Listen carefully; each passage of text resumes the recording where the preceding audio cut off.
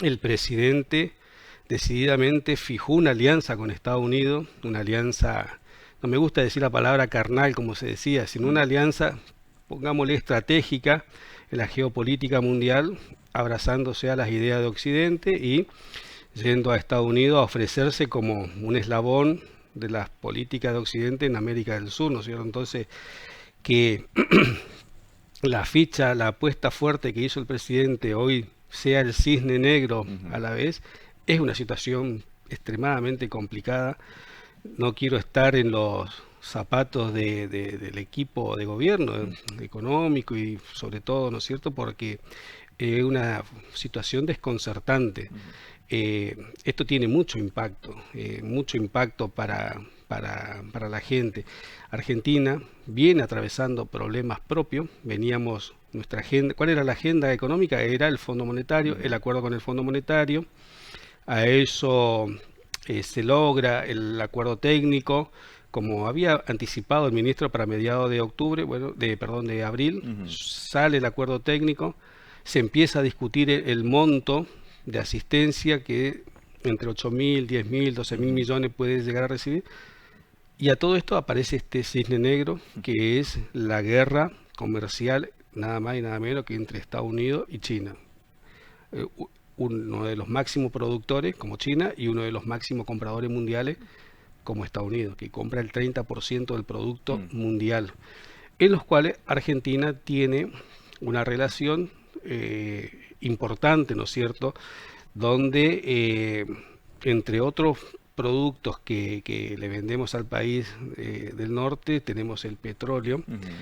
que justamente es uno de los productos afectados. Nosotros teníamos el petróleo el año pasado en $85 el barril Ujú. y hoy está en $60 el barril. Con lo cual, y si a eso le sumamos el 10%, De ¿no los es cierto?, aranceles. de los aranceles, la apuesta que era vaca muerta para juntar los dólares que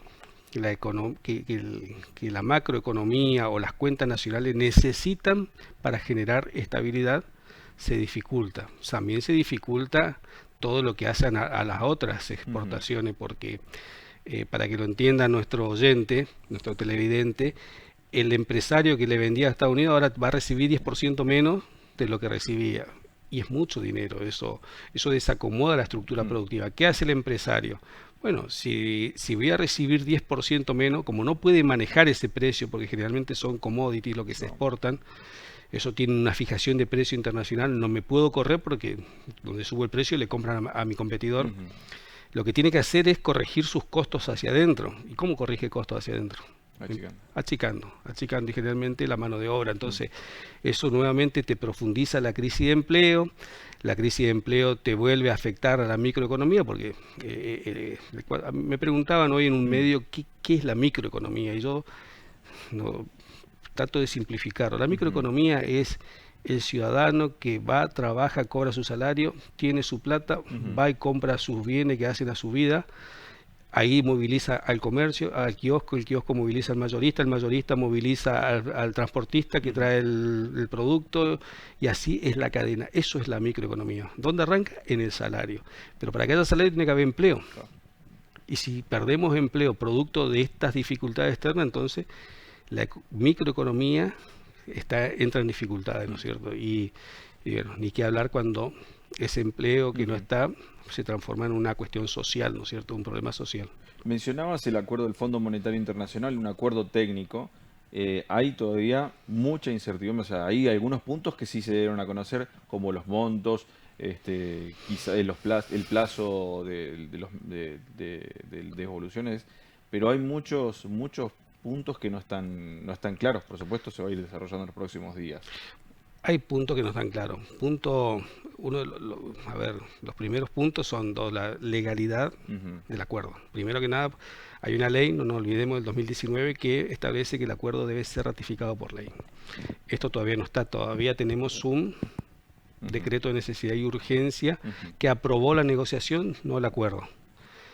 Eh, Hay otra cuestión que tampoco está definida, es decir, ¿qué está pidiendo el Fondo Monetario? El Fondo Monetario como acreedor y como organismo que responde a intereses de múltiples países, lo que necesita es prestar y cobrar, porque el otro socio del fondo dice, "Che, si le prestan a Argentina esta sideral suma, ¿por qué no me la prestan a mí? Y si se la van a prestar a Argentina, asegúrense de que nos devuelva, porque es la mía la que también está ahí, ¿no es cierto?". Entonces, ¿qué le está diciendo el fondo? Vos con este esquema de administración monetaria estás perdiendo dólares, no estás acumulando. Arrancaste con casi 30.000 millones de dólares de reserva y hoy tenés 24.000 millones, estás perdiendo en 3 semanas más de 1.500 millones de dólares y en 6 meses casi 6.000 millones de dólares. O sea, no podés seguir bajo este esquema. Lo que te funcionó el año pasado, de que le diste soltura, que dólar que entraba, dólar que se lo proveía a los importadores, tranquilizaste más o menos la volatilidad, está bien, pero hoy no te sirve ese esquema. ¿Por qué? Porque atrasaste tanto el tipo de cambio que hoy ese dólar no le sirve al que exporta, porque el que exporta es el que va y busca los dólares afuera y después los cambia por peso. Al estar bajo el dólar en la cotización no le sirve ese. Entonces se están perdiendo los incentivos a exportar, y a eso le sumamos el cisne negro, que ahora se le encarece al exportador el 10%, recibe el 10% menos. Es inminente un salto devaluatorio, es inminente. Lo que se está discutiendo es de qué manera hacerlo. Sí, para que lo entienda nuestro oyente, es con un esquema poniéndole un mínimo y un máximo a la cotización oficial, eso se llama un esquema de flotación en bandas. Si dejarlo libre, que el mercado ponga el precio, lo cual eso sería muy riesgoso porque todavía hay combustible en la economía, hay pesos en la economía, en títulos públicos que pueden correrse, salirse y a la búsqueda de dólares, y esto llevaría el dólar más o menos en una relación de 2.800 pesos.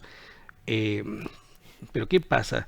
Yo te decía en la previa que uno trata de entender y de explicar qué es lo que sucede. Y yo digo que tenemos un problema económico, pero tenemos un problema político. Yo estoy mirando, así como miro el Fondo Monetario y miro la crisis generada por la guerra de aranceles, también estoy mirando que los candidatos a la Corte Suprema del Poder Ejecutivo,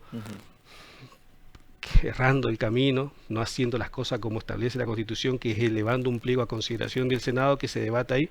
No, fueron por el camino del decreto a querer ocupar el espacio, luego el Senado se lo rechaza, tienen que volver, o sea, un desorden. El Congreso, que logra la mayoría en Cámara de Diputados para hacer la interpelación a ministros del Poder Ejecutivo. Esas señales, y podemos seguir nombrando la pelea interna con Macri, que era su socio con el PRO, que era su socio político, que lo llevó a la presidencia, con el radicalismo. Entonces tenés un gobierno que no tiene volumen político, que se aleja de los esquemas republicanos de gobierno, donde confluye con los distintos poderes, ¿no es cierto?, en ese control recíproco que se hace los poderes. Hoy está muy debilitado. Entonces, creo que también hay que empezar a mirar ese aspecto.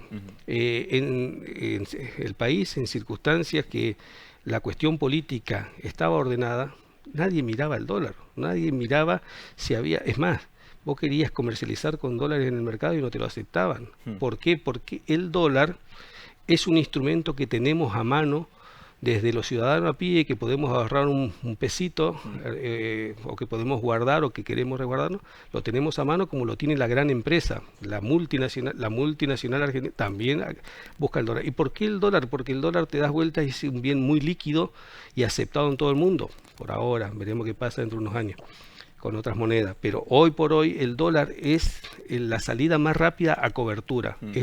Cuando la gente busca dólar es porque hay incertidumbre en el corto plazo. Cuando hay certidumbre a largo plazo, la gente no guarda dólares, sino lo que hace es invierte, proyecta y busca su resultado a través de una actividad que le reditúe un poco más. Nosotros estamos, porque hablamos a veces y mencionamos, que lo mencionás, el tema de la guerra de aranceles. Y uno piensa en Argentina, piensa como decías, en la capacidad a veces de uno decir, bueno, ¿será que podemos sentarnos a negociar? Como Trump lo dijo en las últimas horas, bueno, ahora vamos a dar un margen de 90 días, Vamos a ver cuáles son las respuestas de los demás países. ¿Argentina está en condiciones de sentarse y decirle, bueno, yo ofrezco esto o realmente somos un mosquito para las negociaciones en Washington? Siempre somos, por supuesto, somos muy chicos en el entramado mundial. Tenemos algunos activos, algunos recursos que son apetecibles en el mundo, sí. Ujú, Tenemos la industria del conocimiento, tenemos el litio, tenemos las tierras raras que se denominan ahora, ujú, que son útiles para los componentes de paneles solares. ujú. Tenemos nuestra ganadería, tenemos nuestra agricultura, tenemos elementos, pero no tenemos suficiente como para sentarnos a negociar Mm, con Estados Unidos. Con Estados Unidos está negociando hoy la Unión Europea, claro. está negociando China, están negociando los tigres del sudeste asiático que tienen 4 o 5 veces el Producto Bruto argentino y más. Entonces, ese es el otro tema, el otro déficit que tenemos como región. El Mm, Mercosur nunca pudo ser el bloque que se buscó ser para tener capacidad y mm, volumen negociador. Argentina se corrió de los BRICS, ujú, otro gran problema, o sea, otro bloque que podría hacer frente a la negociación.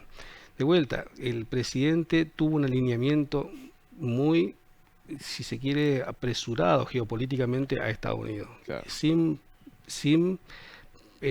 analizar en profundidad y sobre todo con los antecedentes de Donald Trump, que ya lo ha hecho a esto, ¿no es Mm, cierto? Entonces, esto lo deja en una condición muy, muy endeble. mm, Hoy estamos como expuestos a la voluntad eh, de lo que disponga Estados Unidos. Y fíjate que una condición que lo dejó desestabilizado el gobierno fue que retire los swap con China. ujú, El swap con China hoy es prácticamente el 100% de la reserva. Estamos en 20.000 millones de dólares sobre 24.000 que tenés. ¿Cómo hace Argentina para sustituir eso? Si él está peleándose día y mm, noche con el fondo para que le dé 20.000, por otro lado le pide que deje sin efecto. Entonces Argentina está en una situación crítica. Crítica desde lo económico, crítica desde lo político.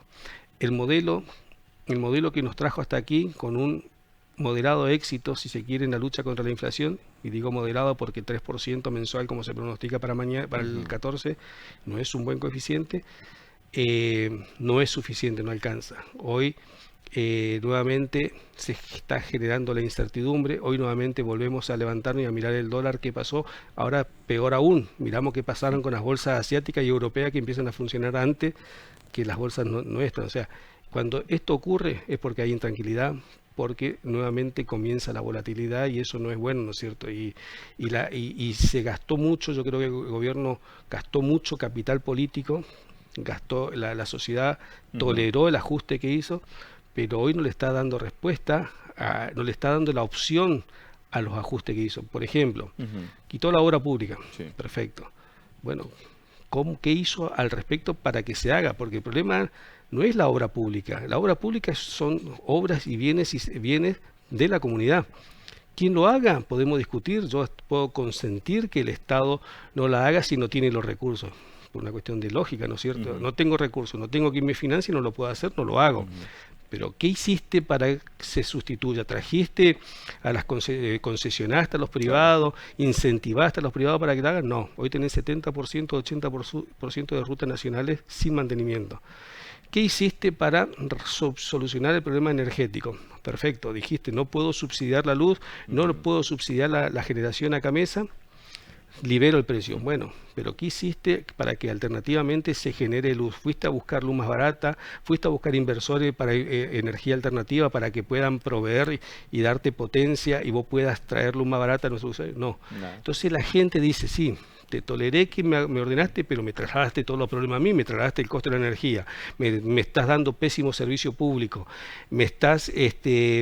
no me estás conteniendo la inflación porque las empresas no están produciendo, entonces están ajustando por precio sus quebrantos.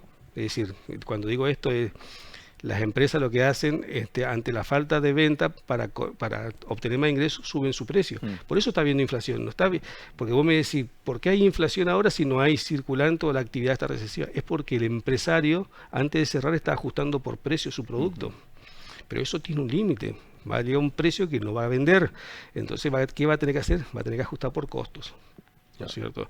La lógica es que la economía empiece a ajustar por mayor productividad, por cantidad, que se generen incentivos y no hay que pensar en obras fastuosas o medidas extraordinarias para que eso ocurra.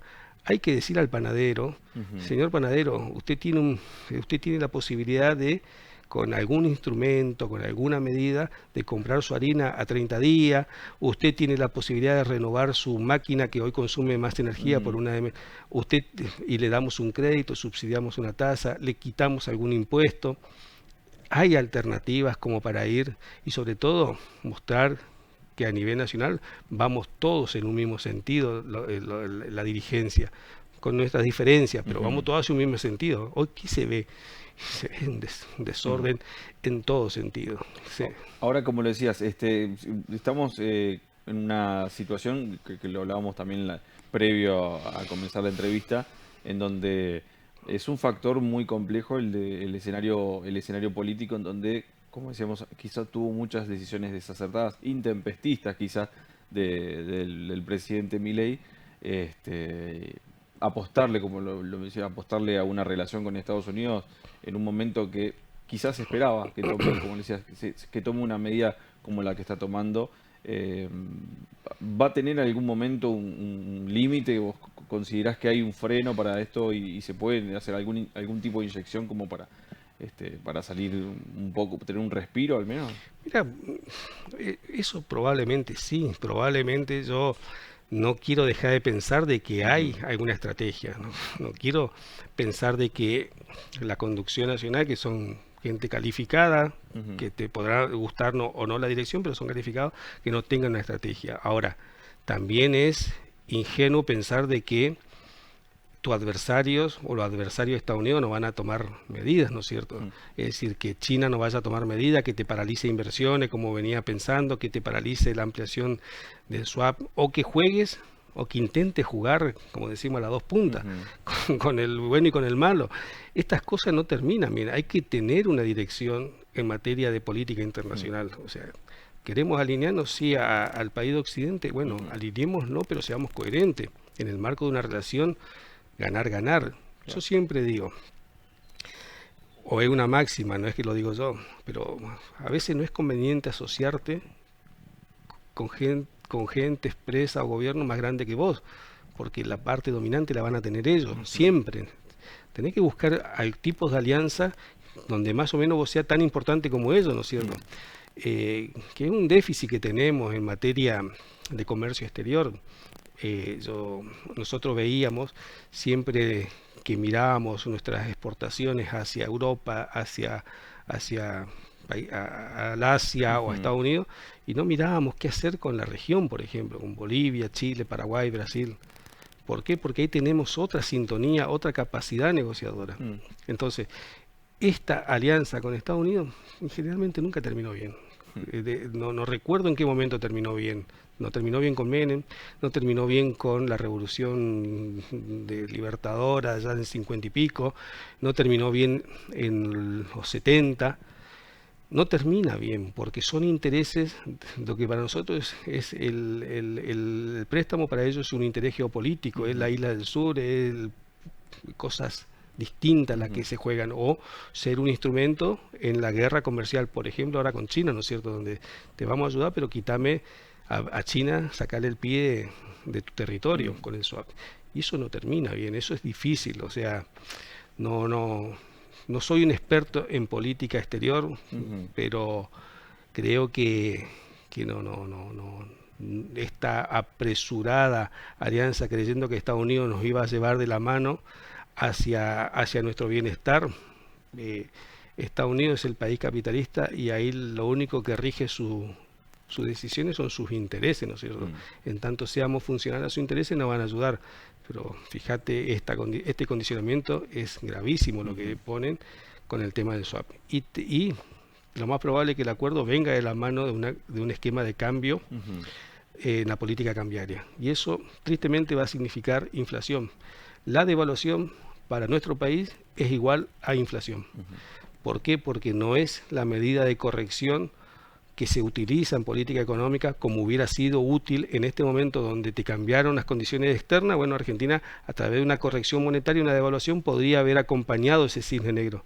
Hoy Argentina no lo puede hacer. Si hoy no se corregían los aranceles de Estados Unidos, teníamos un tremendo problema sin capacidad de corrección por parte de nuestro sistema monetario. ¿Por qué? Porque nuestro problema de fondo es el entramado productivo. Tenemos una recesión económica que fue inducida por el gobierno para tranquilizar la inflación, pero no salimos de esa recesión económica. No, la parte 2 del plan no está. Se extendió 90 días el plazo de los aranceles de Estados Unidos, excepto para China. Bueno, la Unión Europea ya retrotrajo sus medidas y lo que sí se ve, lo que sí se percibe, es que de alguna manera Wall Street le marcó la cancha a Washington, le dijo, bueno, no, hay un límite para estas decisiones, nos está afectando a todos. Lo charlábamos antes en producción. Uno de su equipo de ellos, que es Elon Musk, le habló también a Trump, lo hizo conocido, lo expresó públicamente a su opinión con esto.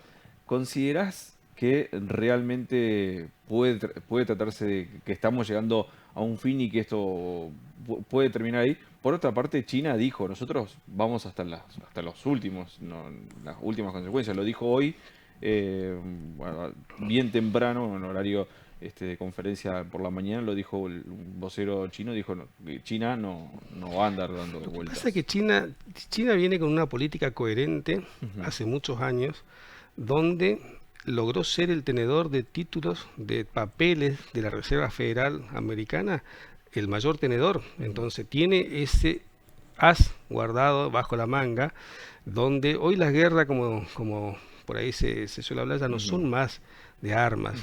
Hoy las guerras son económicas, ¿no es cierto?